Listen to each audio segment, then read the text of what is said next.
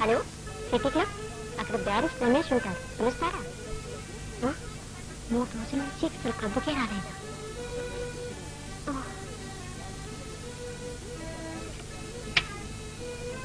బహుశా union club లో ఉంటారు.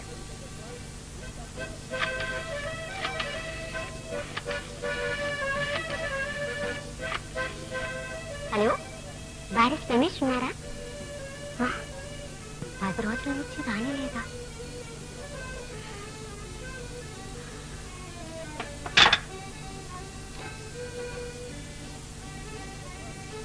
ఏమైనా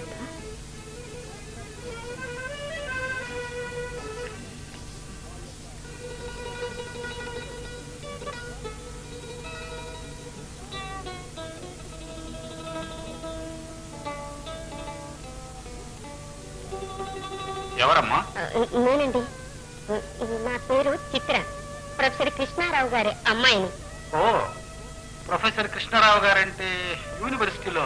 అవునండి. విన్నానమ్మా. అతను చాలా గొప్ప పండితుడని, పెద్ద స్కాలర్ అని విన్నాను. కానీ కలుసుకునే భాగ్యం కలుగులేదు. రమేష్ లేడా అండి? ఎందుకమ్మా? ఏం కావాలి? అతనితో కొంచెం పని ఉంది. పర్వాలేదు, నాతో చెప్పమ్మా. క్లబ్ లో ఒక చిన్న ఫంక్షన్ ఏర్పాటు చేస్తున్నాం. చందా కోసం వచ్చాను. అతను ఇక్కడ లేడమ్మా, కొడైకెనాల్ వెళ్ళాడు. కొడైకెనాలా? అవునమ్మా, ఏదో కేస్ స్టడీ చేయాలట. అక్కడైతే ప్రశాంతంగా ఉంటుందని వెళ్ళాడు. అదేమిటమ్మా అలా అయిపోయావు? పర్వాలేదమ్మా, ఆ చందా నేను ఇస్తాను, తీసుకో. ఏమిటి ఆలోచిస్తున్నావు? ఏం లేదండి, తొందర ఏం లేదు. అతను వచ్చిన తర్వాతే తీసుకుంటాను.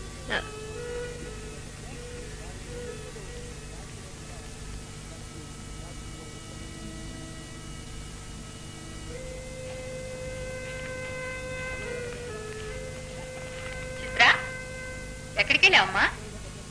నా ఫ్రెండ్ ఉషా వాళ్ళ ఇంటికి వెళ్ళానమ్మా. ఏమ్మా ఒక మాదిరిగా ఉన్నావు? ఏమీ లేదమ్మా, నిన్ను ఒకటి అడగాలనుకుంటున్నాను. నువ్వేమంటావో అని భయంగా ఉంది. నా దగ్గర నీకు భయం ఎందుకమ్మా? చెప్పు. ఉషా రాణి రాధా వాళ్ళంతాను కొడైకెనాల్ పిక్నిక్ వెళ్తున్నాను. నన్ను రమ్మన్నారు. ఇంతేనా? దీనికి ఇంత కంగారెందుకమ్మా? నువ్వు ఎప్పుడైనా ఏదైనా అడిగితే నేను కాదన్నానా? అలాగే కొడైకెనాల్ అంటే నాకు ఒక్కలే వస్తున్నారు.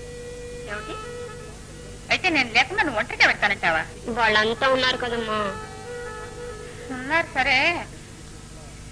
మీ నాన్నగారు ఏమంటారో?